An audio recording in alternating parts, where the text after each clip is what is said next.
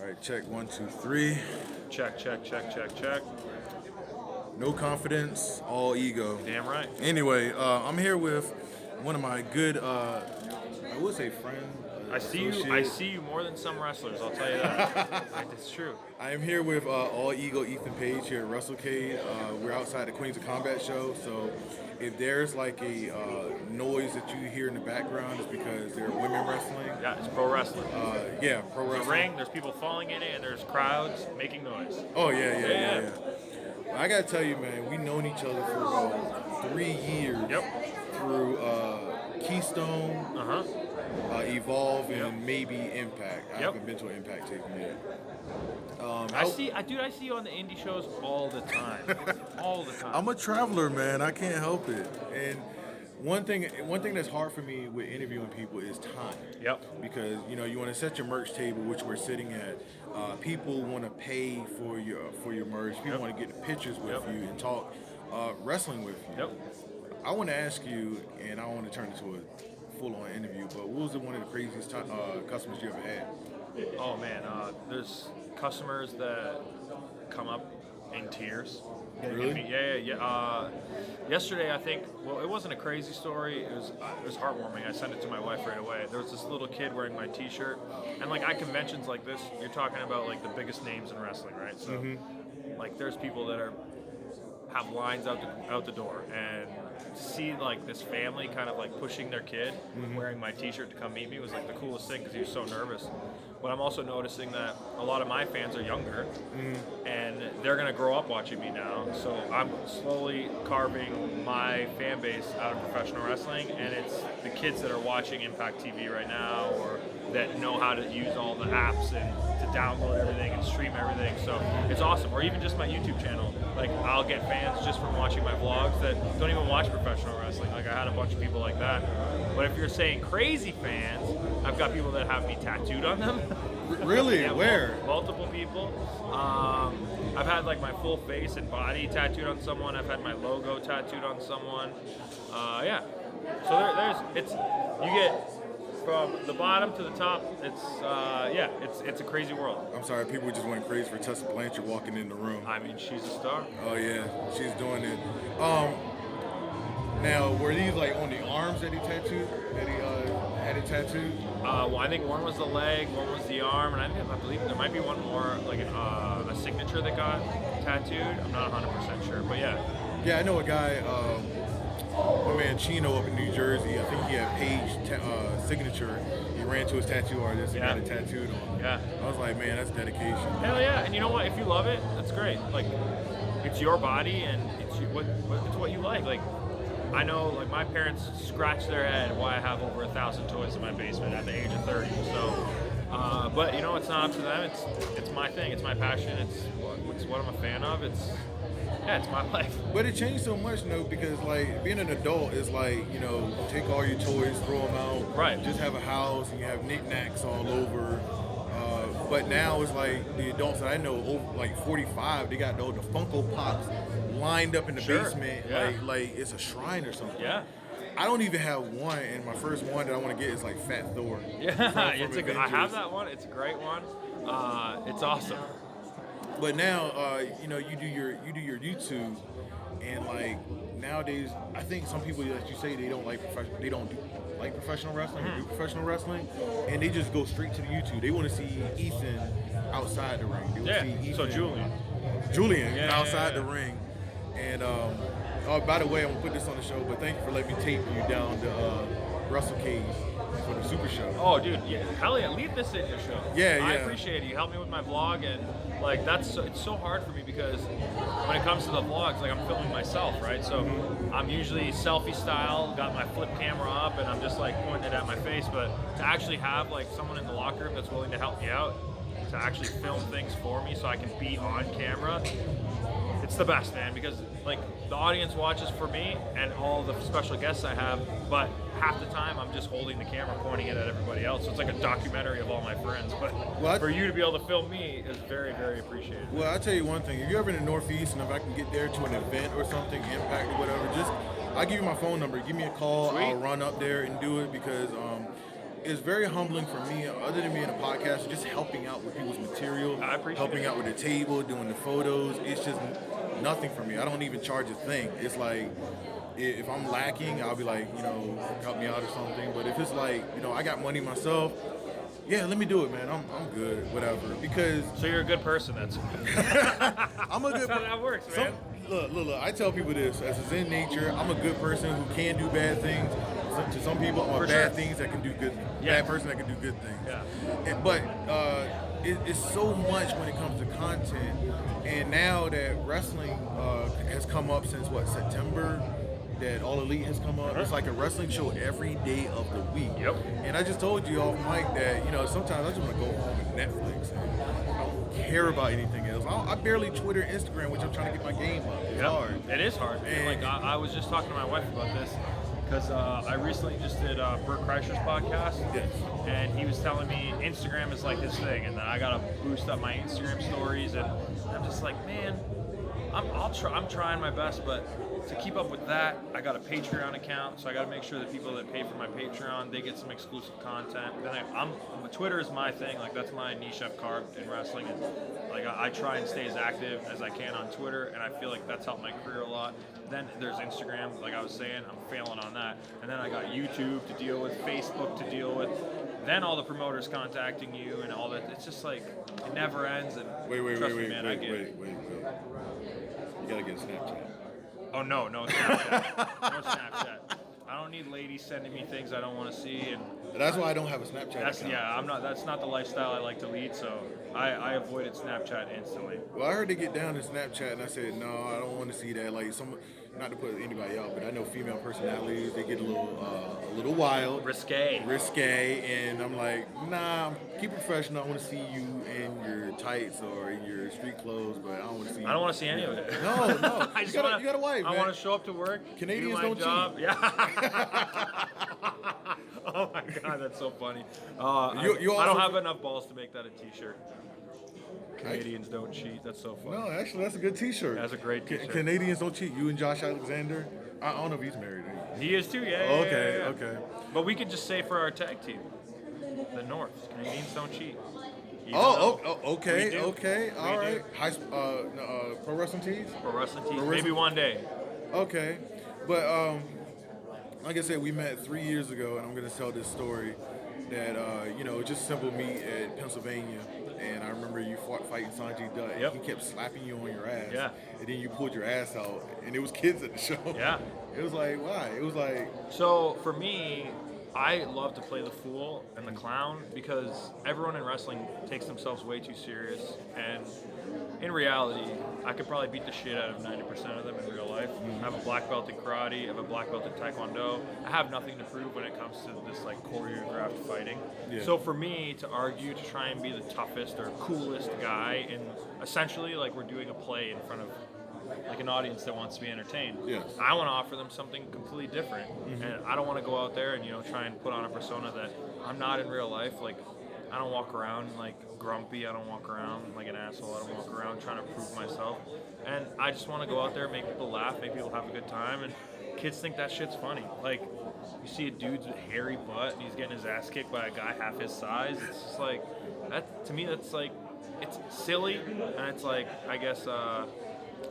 Like slapstick comedy, but you know what? Like, I'm okay with offering something completely different than the rest of the show. so you're in the realm like Colt Cabana, like he does comedy, and But you know what? And then you look at Colt Cabana, and he can take what he does, which is like joy. He literally brings joy to people when they watch him in the crowd, and he's completely different than everybody else.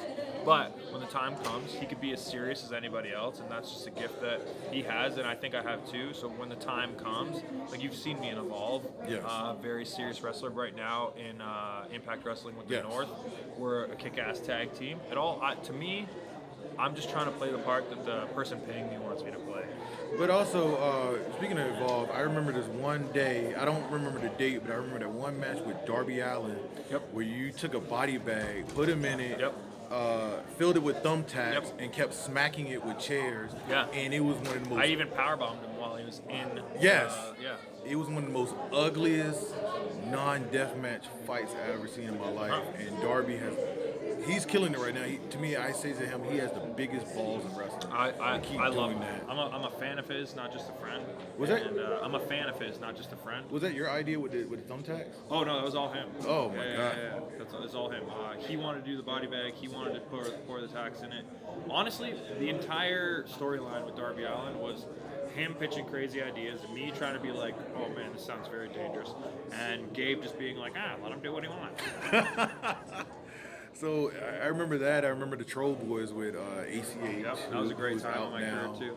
And I watched the recaps of the videos, and I just kept laughing, like completely. Again, but that was our way of offering something completely different to what Evolve was doing, especially at the time. They were like very grappling, wrestling based, and like we were offering just pure entertainment and almost making a mockery of pro wrestling, which it's not something you expected to see on a show booked by Gabe Sapolsky or loosely tied to WWE. So it was like we were just trying to be different, and we were also trying to just kind of shove it in their face, like, hey, we don't really give a fuck about this place. yeah, pretty much. I mean, I know that now, as of right now, he's out. He's doing his thing. He's out. He wasn't in jail. What the hell? Well, I saw. Oh man, he ain't locked up no more. He out. I saw the tweet and the video and everything, and I was just like, wow. Like, you could have said that you quit, but he just basically, and he's a good friend of mine too. So I like him, but I hope he kills it. I hope he does well too, and I hope he's in a good place and he's happy now that he's available to do what he wants, and hopefully the freedom can put him in a better mood. Yeah, and after that, like I was joking on you for a while when you were in Impact. You were a lawyer. Yeah. You were playing a lawyer with Chandler Park. That was my character. Yes, and with Joseph Park, my cousin or uncle or something. How did that come up? Again, I was just filling a role. They came up with this kooky idea, and I was just so eager to get on television and try something else that I just agreed to it, and I did my best. But I have to come back on social media a little bit. I know I'm marking you on for Ethan Page, but there was one, I think it was you, when your wife announced that she was pregnant. Yeah. You had a picture of, it was two pictures. I think one with your head in the toilet. Oh, dude, I had to convince my wife to do this. She did not want to do this at all. She does not comment? No, she does, but she doesn't like being in photos that get posted on my social media. Okay. She's one of those women that thinks she looks ugly all the time, even though, I mean, she's beautiful. So she hates that. So I had to convince her she needs to be in it because she has to be holding the pregnancy test, and I need to be the one in the back like, oh shit, I can't believe this is happening. Hand on my face, disgusted expression. And then when we found out that it was going to be a girl, I posted a photo of me looking extremely sad. It was all comedy. Like I'm obsessed with my daughter. She's the greatest thing I've ever accomplished in my life. So, but yeah, I always like poking fun. Like even yesterday, I got to meet the Great Muta for the second time, but I figured now's the time in my career that I don't really care if anyone looks at me like a fan in the back. I'm doing great. My career is doing great. I'm financially stable. I'm able to kind of call my own shots in wrestling. So I was just like, fuck it. I love Great Muta. Let's get a picture with him. So I asked Brian, let's grab him, let's get a picture of me and Brian Cage with Muta, and I posted it online. And everyone else would probably be like, oh, this is amazing, blah, blah, blah. I'm so happy to meet Great Muta. But I was like, no, this needs to be funny. So I posted the picture, and I said, look at this picture of Great Muta and Brian Cage that I photoshopped myself into. And everyone thought it was hilarious. And it's like, everyone else they would be like, no, but what if people actually think you were photoshopped? Yeah. It's like, I don't give a fuck. The picture was for me. Like, it's not for the fans. Like, this is just content for me to make people laugh or jealous. So yeah, I try and utilize literally everything and anything to entertain people, especially if I'm making it public. But in reality, I'll get that picture framed and put it in my home, and I'll be happy, and I'll have the memory forever. I was backstage myself at the show, and I wanted to, but like you said about looking as a fan, and even though I'm doing what I'm doing on my end of things, I was so afraid of pissing people off. Trust me, I understand it, and that's what I was saying. Like, those things cross my mind, and I have to just eliminate them and just kind of tell myself, look, at the end of the day, when my career is done, none of these people that would judge me will be in my house. Yeah. But I want that picture in my house. I want the memory to be there forever. So screw it. Like, I don't mind looking away or whatever. It's like, if you're gonna be mad at me for wanting to get a picture of someone that I'm a fan of, go nuts. You need to figure your own shit out, dude. Well, like I said, you didn't get yelled at for the camera, did you? No. Okay. You're all right. Yeah. And that too, like, I don't know. Like, I'm trying to do something different and special, and I might push the boundaries a little bit, getting people to literally walk out on my entries with me. But at the end of the day, it's exposure for the company on my channel, and the way I edit it, it might make the place look pretty cool, and hopefully it draws in more fans the next time. Okay. Yeah. Well, you got a new fan right here. I got to catch up on my YouTube because most Got of the time it. it's You gotta like, hit that subscribe button. oh, I'm gonna click on that anyway. Yeah. Hey, You want to know the easiest way to find it? All you gotta do is go to playedbyjulian.com, and everything is there. Oh man, he just did a plug, and I ain't even finished with the interview yet. Good Lord, I mean, you have so many things. Like I have so many questions to ask. I can't even think of it on the top of my head because you're just talking about being a fan, being all ego. Well, then again, all ego. Where did that come from? Was me and my cousin were trying to think of a new character for me. At the time, I was just kind of sick of doing the fake movie star thing, and I wanted something more grounded, more based in reality, and something that people can actually like relate to. And I figured an egomaniac is perfect, but trying to get a little spin on it and just being blatantly up front, like that's all I am. It's 100% ego. So also, I just thought about it, but the last Impact episode as of right now was a retro Impact. Yep. And you were like this world champion. Julian Cumberbund. I forgot the title name. Yeah. It was like the Continental. Yeah, the International Commonwealth Heavyweight Champion or something like that. But also your manager. Yes. Your Sonny Sanders. Sonny Sanders, Played by Sammy Callahan with a clean-shaven face. which was a direct shoot at Jim Cornette. I mean, you guys could say that. At least as a fan, I can say it. Yeah, exactly. Yeah. Me. The tennis racket. I mean, yeah, sure. I guess. Tennis racket and the flopping and the everything. I'm just waiting for Corny ass suit. Oh glasses. my God. I mean, I know they have their little beefs and whatever, but yeah, it's not my business.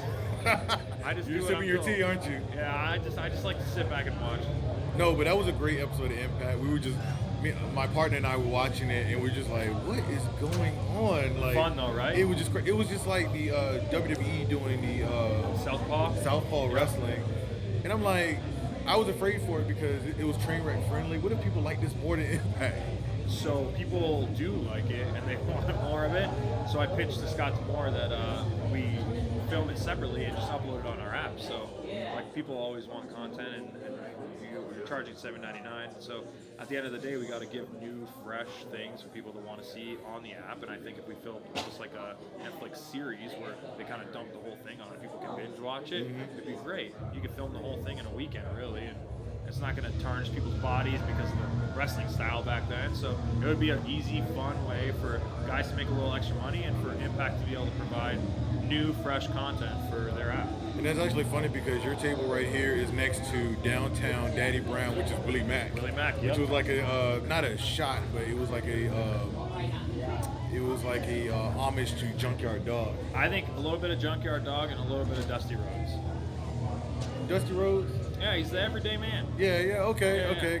It was, I mean, I guess because he's black. I'm black too. I just saw a Junkyard Dog and that was it. Yeah. So, but like I said, you know, you got all this going on, Evolve, you got Impact. What are you looking forward to in the future mostly? Like Honestly, if there was just, ever a goal.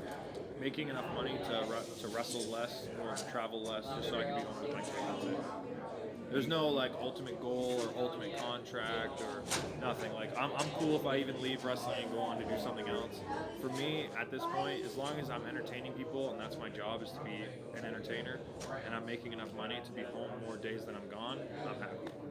You know, you're one of the few wrestlers I ever talked to that talks about that you just care less most about. I'm not saying you care less about wrestling, but you want to go home to your kid. Yeah. Because I know openly. Kevin Steen, he's the same way. No, I love my job. Like, I'm not saying that I don't like doing this or I don't love. I'm sorry, I just dropped another Canadian. No, you're good. You're good. We have a lot of similarities. It's definitely not that I don't love doing this. It's just at the end of the day, there's way more important things in my life and way bigger priorities in my life. That this is not the be-all, end-all of my life anymore. Yeah. Because you know, a lot of times, and I'm not talking about old wrestlers, they will walk around their knees bowed and shuffling like old jazz musicians. I mean, I'm going to be doing that in the next couple of years for sure, but... you don't do a lot of high spots. Yeah, you're right. It's honestly, it's not even the wrestling. It's doing a physical wrestling and then just jumping in a car or being thrown on a plane and then having to be crammed up, and it's not a comfortable thing for someone that's 6'2", 250 pounds. No, and I'm 6 feet or 6'1", and I was discussing this a while ago, and I said, as far as being a performer or whatever, like the travel is just That's the worst part. It's the worst part. Like if you can get out your bed and drive 20 minutes to the venue, Yep. and that's it, then it wouldn't be as bad. 100%. And you make that same amount of money. Yep. Oh, well, like this weekend, I was telling my wife it's like a vacation. Other than the fact that like it's constant working because like we do the signings, then the wrestling shows, then I'm doing the high spots interviews at night. But the hotel and the venue are stone's throw away from each other. So when as soon as I'm done, I can just go lay down in a bed 5 minutes later, and I don't have to hop in a car. I can just walk across the street. And to not have to travel in between shows gives me better night's sleep. It gives me more rest. Lets my body heal after my matches. So I'm hoping that I get more WrestleCades, WrestleCons, Wrestle this, and hopefully more conventions and days where I'm in the same location for 3 days. And plus, you don't do a whole lot of partying like most of the guys. I don't. No. You just like It's not my wrestle, style, yep. contact the family, and That's it. eat, and then go to bed. And by the way, 100%. there's downtown Daddy Brown right next to us. Yeah. So yeah, I also tell people in terms of wrestling that it's not as fake as they say. That's why I don't like to use the F word. Yeah. Because people get beat up. I see injuries in the ring, and I end up sure. going to YouTube and pulling up injuries in wrestling, like Sid Vicious breaking his leg. Yeah, it's real. So It's not a fake leg. I had to admit, somebody walked in on me watching the North match, and it was against LAX. You retired though, and it was like, oh my God, they get to walk out and have beers with each other. I'm like, dude, that shit hurts. Yeah, I do- especially in Mexico. Their ring is like cement. Like this floor that we're on right now. Oh, yeah. That's what the ring is like. So yeah, it's definitely not fake, and we don't just go out and have beers after. Actually, half the time I'm laying down in the back, kind of trying to not catch my breath, but like let the cold of the ground just hit my muscles and kind of heal it as best as I can. Cold to the ground, hitting the muscle. That's the same thing what Dusty did. Yeah. But I do drills, and I'm not even a wrestler. Yeah. And it just hurts running the ropes, Yeah, doing man. this and doing that. So a lot of times when people say, "Oh, it's fake," I tell them like, "Get in the ring. I'll Yeah, call try it. somebody if I can." Like, if I have your number, like you're in town, Ethan, he'll have you do it. Yeah, try it. So, That's all I can just try it. Try it once. but anyway, I'm gonna go ahead and close up because Sure, we've been talking like old friends. Yeah. So, you have anything to plug besides YouTube? PlayedByJulian.com has everything and anything you need.